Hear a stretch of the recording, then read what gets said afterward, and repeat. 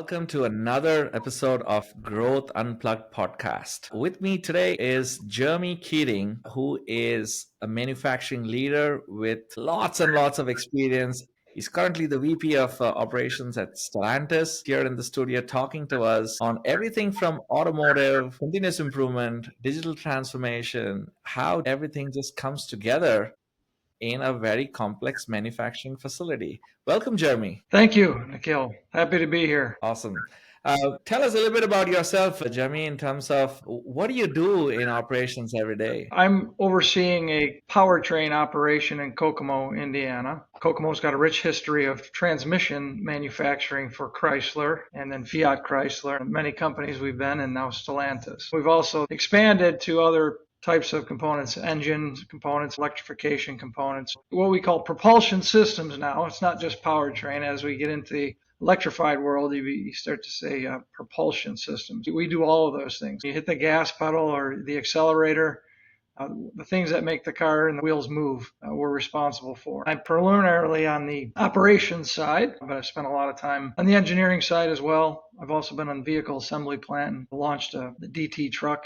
I've had a global experience as well, spent a couple of years in China and Asia and India as well, operations, and I've done a lot in my career and very passionate about manufacturing and happy I have a chance to talk to you about it today. Were you always in manufacturing, Jeremy, right out of high school? Yeah, I have been right out of the womb. No, certainly as a child, I love to build things and tinker models and things of that nature. But I actually was fortunate enough to go to vocational high school in Rochester, New York, where I grew up. I learned the technical machining trade, tool and die, from an early age, from 10th grade through 12th grade. Actually, my senior year, got a job in a plastic injection mold shop called Exceed Mold and Tool, which still is there today, I believe. So I learned the very fundamentals of manufacturing, metal removal, that really has helped me through my entire career and even today. That's how I got my start and haven't looked back since.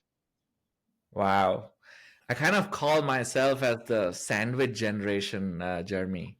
It's like, I came into manufacturing where there was already technology available. A lot of things were moving out of paper. Like I could easily get a job if I said, hey, I want to do automation. But you have kind of seen it all, right? Like the before the sandwich state, and you're pretty much now seeing the entire future state. Can you share in all this time that you've spent in manufacturing, the significant challenge basically that comes in manufacturing, and what's your experience in working through it? And what do you learn from that experience? Yeah, that's a good question. If I look back on my career when I started, I go back to even high school, we were learning simple F code programming for CNCs.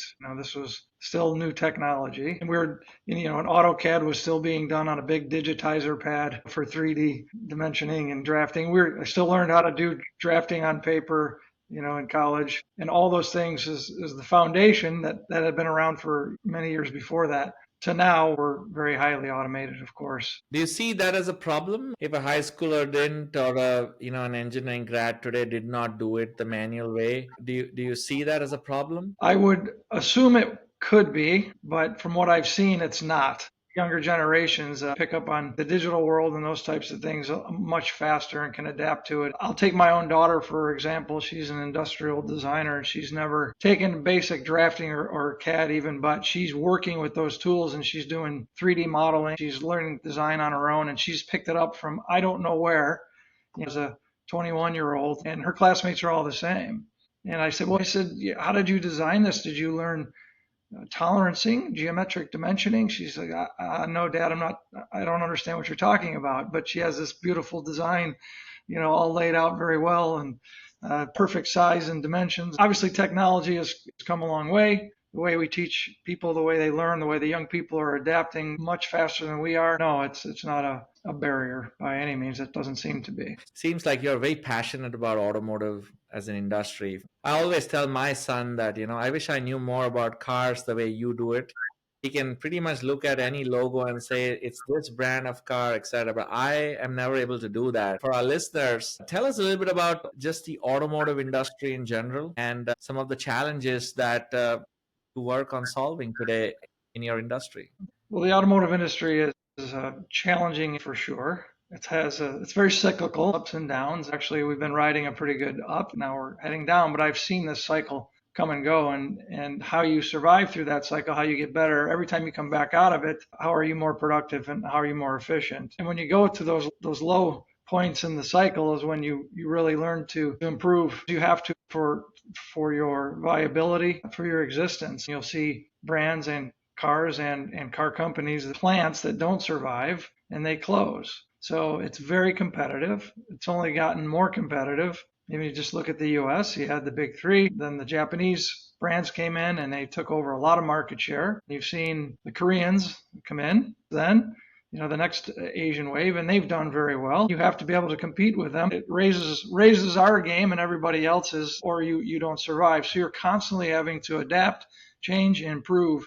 That's the challenge. Change is hard, but it's about survival. And now we have the Chinese that are building very good vehicles. I was in China 7 or 8 years ago helping them launch programs and teaching them how to build Jeep products. I saw it then. I saw how fast they moved, how efficient they moved, how smart they were, passionate, great people.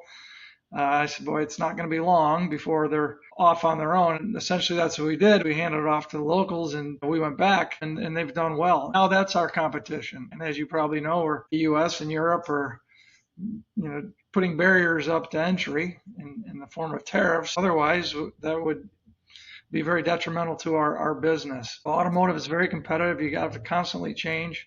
There's a lot that goes on. It's amazing in a vehicle assembly plant how much has to happen in order to build a vehicle at every 45 or 60 jobs an hour, 45 jobs an hour at the right time with thousands of components coming together every 45 or 60 seconds. It's the automation, the communication, the data. It all has to come together, and it's just amazing when you think about it at the end of the day. And that's what is also what's so exciting about it, to be honest. It's amazing to go in a vehicle assembly plant and just watch it all come together. Yeah, definitely. I love how you were saying that it's a cyclical process, and pretty much the US especially has seen three different ecosystems competing. Here we still are just running and doing better, innovating. You mentioned strengths basically about the Japanese, the Koreans, the Chinese. What in your experience is the strength of the US? Surely there's a huge strength. One is the market, but apart from the market, there's something about the automotive manufacturing in the US. You're doing everything today that is helping you guys drive and keep on innovating further and further. Can you share a little bit of insights on that? You mentioned innovation. Right? Generally speaking, as a population and culture, historically, we're very innovative. We had very good designs and a lot of people with great ideas. They work hard and they're passionate to put those ideas into reality. Even when I compare my time in China, that culture there was to tell us what to do and we're going to do it the best ever. And we'll copy and follow your instructions very, very well. But if I said, here's my vision, figure out how to get there, well, that's a big struggle. However, they improve with that. Where in the U.S. you take those ideas and you can move fast and run with them and create very good products. We have people that are very passionate about what they do and want to succeed and want to win. We're competitive. The teamwork as well. We've got our strength and core is inside of our people, whether it's at the floor level, the engineering level, and then it takes good leaders to be able to pull those people together and deliver good results. That's where I see that the strengths are for American manufacturing for sure. I'm sure if innovation is a key strength, let's do a segue where tell me a little bit about the role of technology that is coming right now and playing in your day-to-day world, Jeremy. Well, technology's been here and it's moving fast. It's a key part of manufacturing and manufacturing success, manufacturing efficiency, performance, quality. You have to have technology, but I'll start even with the data side of things, right? It's so important that you have process data constantly. You're not making decisions based on feel, you're making them based on data. So the data systems and retrieval and integration and ultimately reporting that you use is critically important. And the technology around that has gotten much, much better, where your machines are talking to each other, they're talking to you, they're letting you know when there's problems. And that's come a long way. And that is vitally important. So the data collection to understand And then the big second and of maybe three or four, but the automation side has come a long way. So we're not using pick and place conveyors, gantry systems, which work very well for their time. Then we go to utilize robots that are more flexible, robots on rails that are more flexible, can be retooled, can do different products and parts all in the same line versus say the pick and place gantry is designed specifically for a part type to put it down here. So the evolution of technologies, robots, and those continue to evolve and get better and get less expensive, more useful. Now we have cobots, right? The collaborative robots that by design you can work next to and then really take the place of, of a human on an assembly line, for example, or doing simple motions or unsafe motions that you don't want from a human, but are just as good at doing that and can work side by side, and the cost and the technology's improved. That's driven the cost down to where we can't get enough of these. And then I think the third piece of that is the AI side, especially as it relates to AI with vision for inspection, also for identification of parts, and you integrate that with a robot, for example, and it's very, very powerful in terms of, again, picking things up, finding things, inspecting things, looking at them in a AI generated 3D model. Implemented those over the last couple of years, and now that's the only way to go going forward because they can handle different parts coming at them, different diversity of containers, positions, without faulting.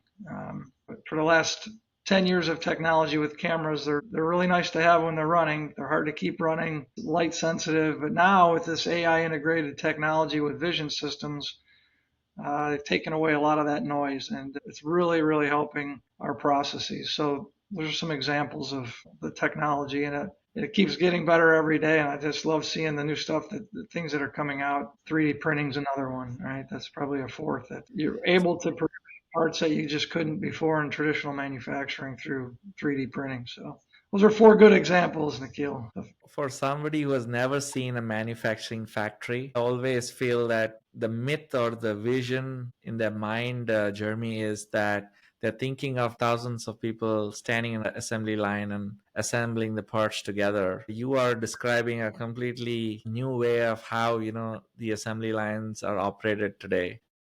Is it fair to say, what's it like if you were to describe today and break that vision and that myth? What would you say? How should people visualize the assembly line or just an automotive factory today? I think the traditional thought of even a young person growing up, and you think of a factory, they think of a dirty, smelly, stinky, unsafe environment.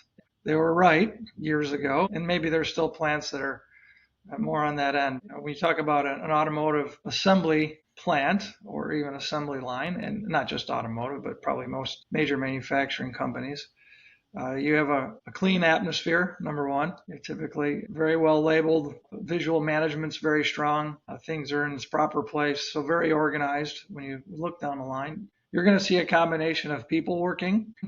You're going to see these automated guided vehicles that are moving parts around. A combination of automated guided vehicles, robots, people, all working in sync together. Rhythm is what you'll see. You can go on YouTube and find good clips of really great examples from plants all over the world and the different types of things you'll see. So that's an easy way to have a look, to get a better vision of what's going on. You see companies now working on fully automated assembly processes, assembly lines with zero people, or the person's behind the scenes just making sure that things run correctly. That's where it's headed. That's the factory of the future, where it's going to be a much more cohesive system of a combination of all of this, whether it's man, machine, automation, cobots, AI, all together.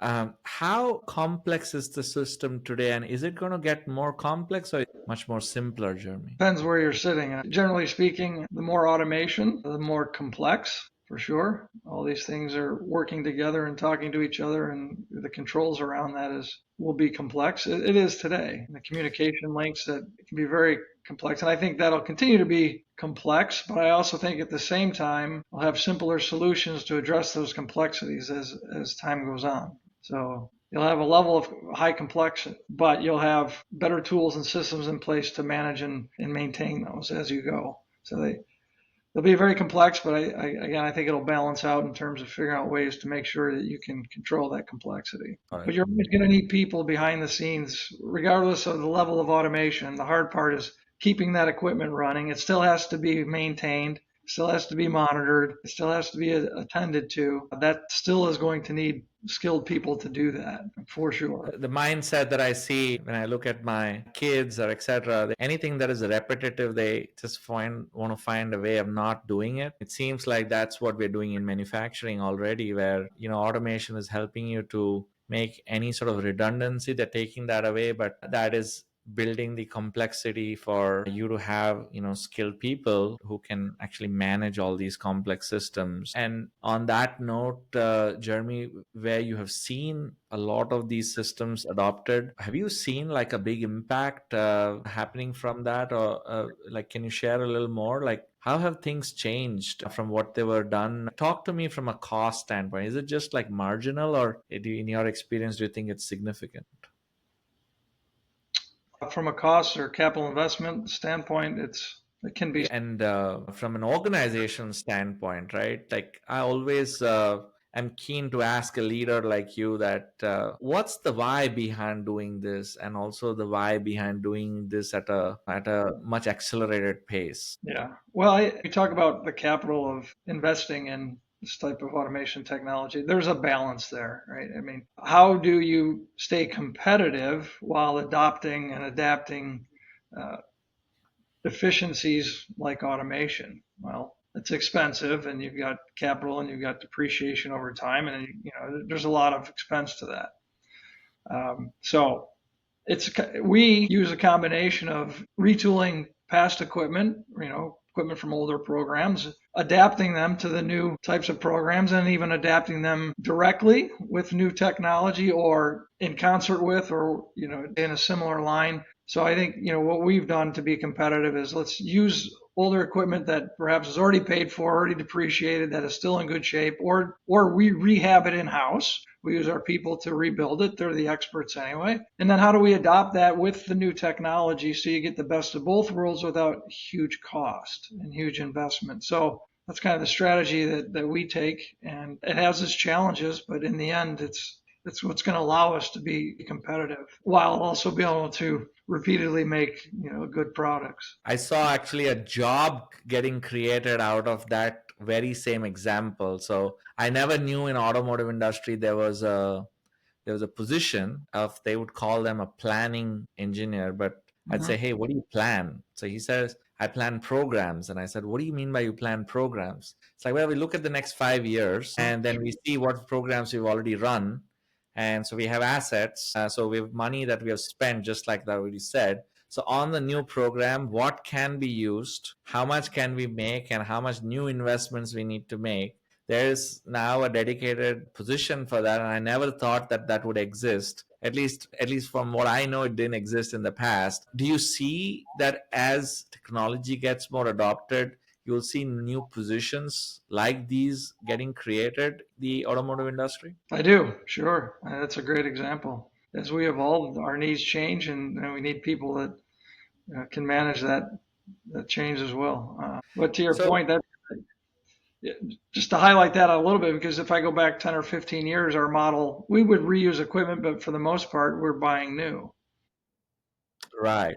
Now our approach is to retool old equipment that when my team and I, we think about doing that, and we know we've run this equipment, we've gotten our money out of it. We've gotten 5, 10 million cycles out of it, and it's designed to be half of that. We're going to turn around and reuse it again for a new program. You guys look at me like I'm crazy. Oh, by the way, we're going to retool it in house ourselves, and that, you can imagine the looks we get. But that's the life we live in, right? If we want the new business, we got to be able to compete. We're going to do the work ourselves. And guess what? We're making it work. You look back now, and that's just the way we do business. I would have never thought that we could get here with this approach 5 years ago. We're adapting as we need to, using technology to help us there as well. So it's a very big shift that you're talking about. Sometimes change is not at the pace that you want it to be. Have you ever encountered, Jeremy, uh, difficulties getting different systems and processes to work together? On a regular basis. No, So, it's a common challenge for sure, so especially when you go ahead. no, you go ahead. Maybe I'll answer some of that. On any given program that you do, you have different suppliers. This is a good example of how you get different systems to work.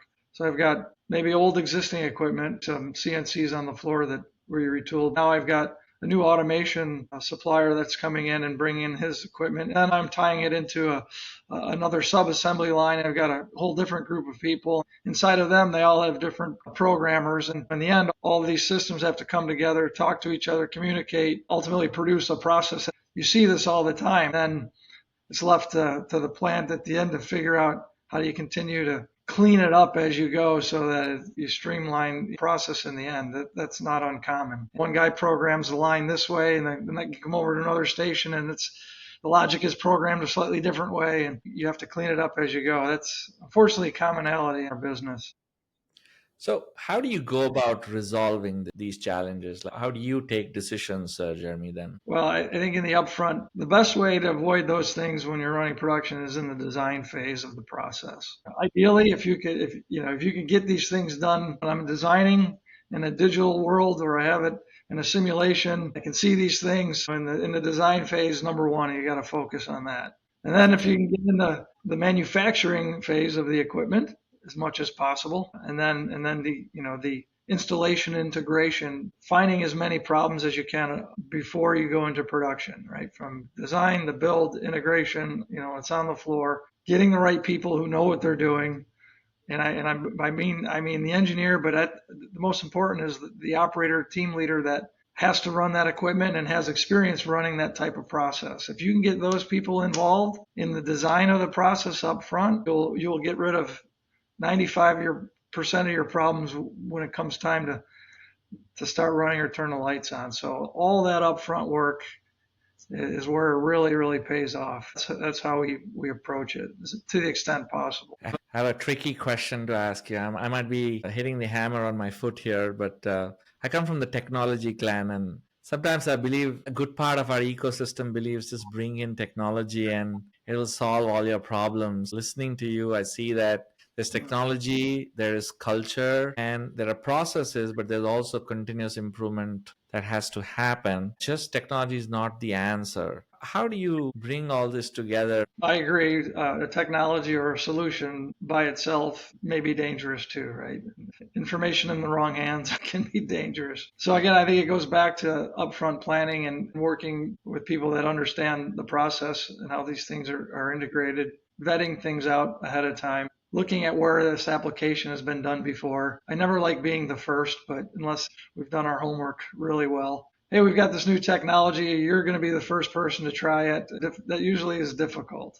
But if you have the right support and the right people there that are helping you make sure that it does work or that you can launch and deliver this technology, you can't drop it off and walk away. So you got to Sure. really vet things out with the people that know, do your homework. Where has it worked?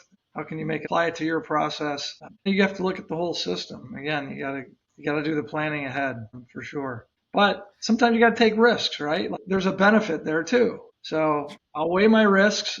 The benefit is outstanding. If we can get that, man, we're going to be the best. I got some risks, so I better be able to mitigate those risks, like I said, with the right support, the right people, and making sure they've got a plan to see it through. If you had the choice to improve a process before you adopt the technology, or change the culture and only then take the technology, or just bring technology first, is there any sequence there, or is it basically different for everybody, Jeremy? I think it's probably different. I don't know that I have the right recipe every time. Sometimes you try it in a small setting or pilot. So let's debug this thing in an area somehow that is not going to cause pain or losses at a bigger level. So that's another way too, right? Is how do I prove this thing out to get a sense of confidence before we go and spend the money. That's what it comes down to a lot of times too. So I don't think there's any particular sequence other than do as much as you can up front to test, to learn, to debug as much as possible. I think most people would agree with that approach. What is a non-starter out of the three? Do you think you could still implement technology or change processes if culture was not there, or if technology was not there? Do you think processes can still improve and culture can still be better? Tell me a little more on that. Like, can one exist without the other? You bring up a good point on the culture side because nobody likes change, and technology usually means change or something different, especially if you're bringing it to a group of people that don't understand or don't know. So you're just going to get resistance. You definitely can add technology to a culture that perhaps isn't familiar with it or open to it by proving how it helps them. Let them buy into it. Let them be part of the solution and take ownership. Then you get out of the way and they'll own it typically. But you got to prove it ahead of time. We have a sensitive group of employees that fear their job also. All this automation and technology that usually leads to replacing people, right? You have to be careful there with the technology that I don't want to adapt this cobot because I don't want to help support it and run it off. It's just going to take my job away, right? Yeah. And these are very good jobs that we have in the automotive industry. So we have to balance that as well. And when it comes to culture, it can happen, but you're best off explaining why it's a benefit and how it's going to help us in the future. You won't always get complete buy-in, but you'll definitely won't get any buy-in if you don't communicate up front and work with the people. When you say the culture of the floor, the workforce, I think that's critically important. I'm glad you brought that up. I think that's probably the most important thing, as well as having a technology that actually works. I definitely think that leaders are very sensitive when it comes to chances of replacing. But I think what at least I see when I talk to a lot of people in factories, I think that the change and resistance is to displacement, right? Even if a cobot is trying to do the job, there is this whole sense that now I have to upgrade and learn new skills in order to be relevant. And just the whole ecosystem basically, or the whole market, take any industry, is becoming like that. So I don't think we can get away from that. But I think you make very good points, where I think if we can have empathy while doing that, I think it can be a very smooth transition. And we do it if it makes business sense for the entire ecosystem. Otherwise, too much automation is sometimes not in the best interest. You might have a short term advantage, but otherwise, at a later stage, overproduction is only just going to come back and kill the business. And we are seeing a lot of that also happen in organizations where excessive automation is being used. Jeremy, what does this mean, like, to when you look at high schoolers today, or young STEM students who are probably doing their undergrad? What do you think makes manufacturing exciting for younger generations? Glad you're asking because the younger generation is the future, right? Manufacturing certainly has provided me a lot of opportunities to do whatever I want with what I like and my passion around manufacturing. You can work anywhere in the world, first of all. There's no limitations on what you can do and where you want to go and what type of industry or company you want to work for related to manufacturing. And I mean that by engineering, design, operations. You can go anywhere in the world. I've had the pleasure of working in a lot of places in the world. And when you go into the factories, for the most part, you see the same type of thing. It's people that care, have good processes. The equipment's fairly the same, especially in the auto industry. The suppliers are small numbers. It's very similar. You can survive very quickly in any culture environment around the world. The world is your stage, number one. Two, you can be whatever you want to be. If you like engineering and you want to design, or you want to manage and fix processes and improvements, you can do that. You can go very far and do very well, and we need really good people like that. If you want to go into operations or management and take that skill set that you have and be a manager, run an operation, and move all your way up to running a plant or running a division or being a chief manufacturing officer, it allows you to do that.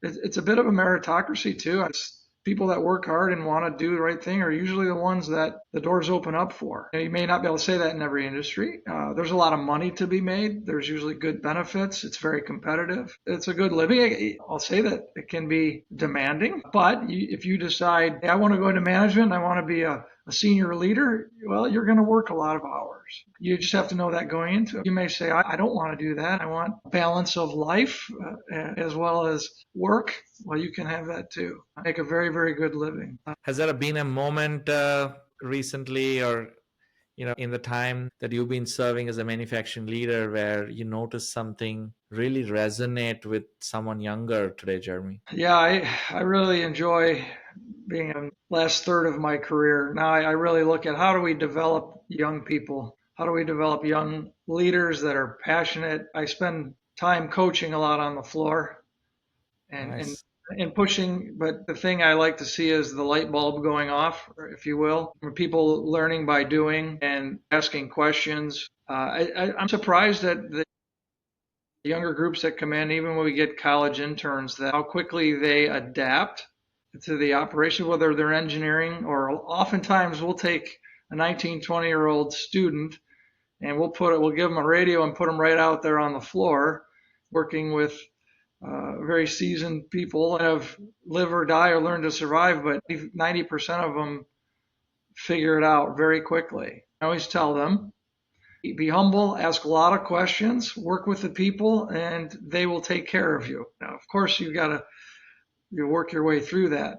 I like what I see with the young people that are able to do that and adapt. That gives me good hope because every young person that comes in here figures it out pretty quickly. And you have some that are very hungry and want to learn and want to grow and want to do more, and usually they get those opportunities. But it's really important that we're growing and developing our young people to be good leaders.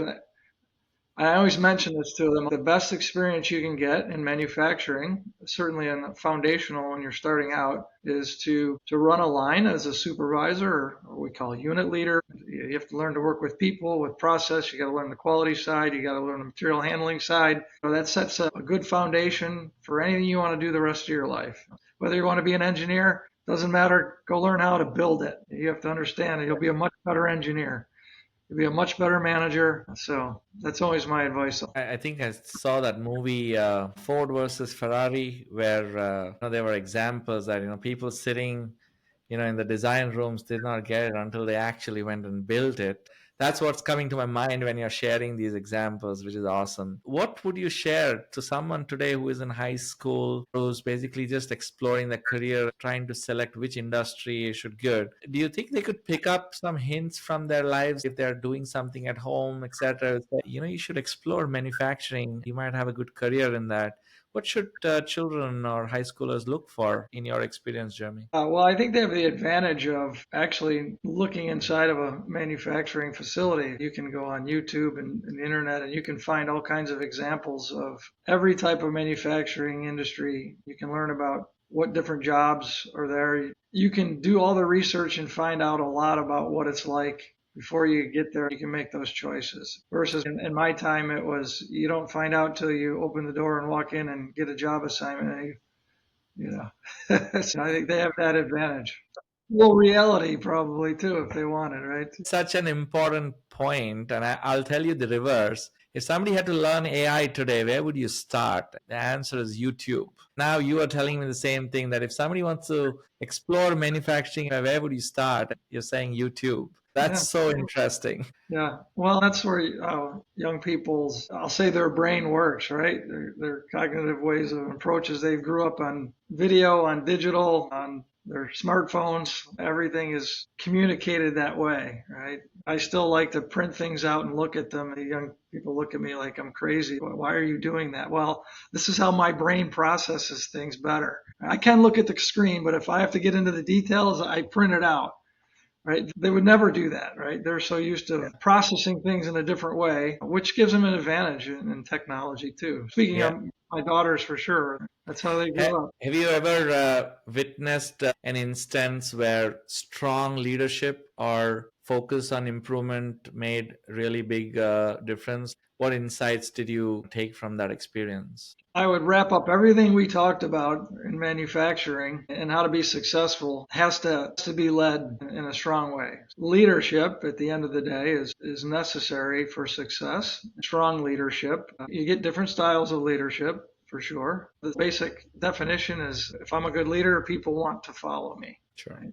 When you're driving change and improvements and constantly motivating and getting more out of the teams, you have to have a good leader there that's driving the team, like a coach, a quarterback. Those are naturally leadership positions. We put people in leadership positions whether we know they're a good leader or not. Some people are born really good leaders. They have innate skills. Some people develop those. But it's extremely important. I've seen many, many examples. It's a necessary part of success in our business is having strong leaders. My own standpoint, traits of a good leader, aside from what I've said already, is always wanting to learn, right?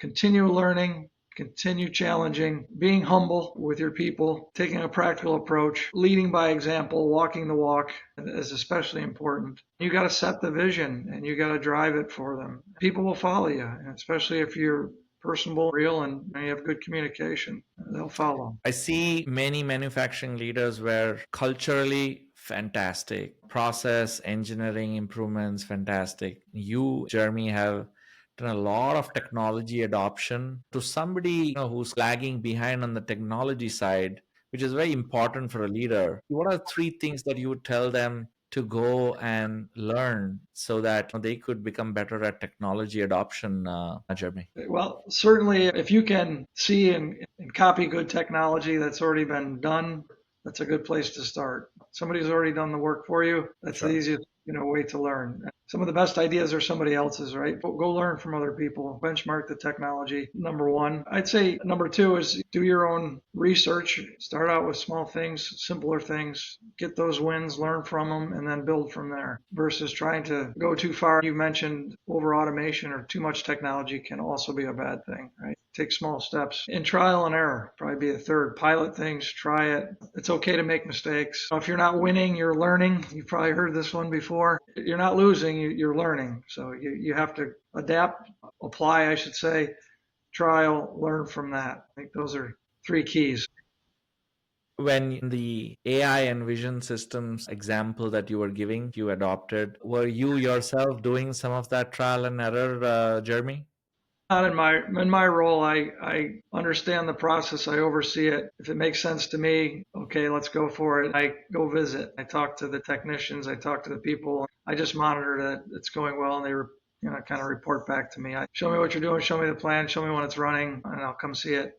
Still like to get my hands dirty and go see things like that in real in an application, right? No, I'm not the engineer that's doing the work anymore. Awesome. Well, Jeremy, this has been such a pleasure talking to you. To all our listeners, if you're interested in manufacturing, go on YouTube, and that's a good place to start. Don't forget to try to build your things. These are some of the golden insights from our studios. Jeremy, it was good to have you here. Thank you. I really appreciate what you're doing, growing manufacturing and bringing it to the technology for sure, also attracting young people into our field. So it's fantastic. Anything I can do to help support you, just don't hesitate to ask. So thank you. Absolutely. Pleasure.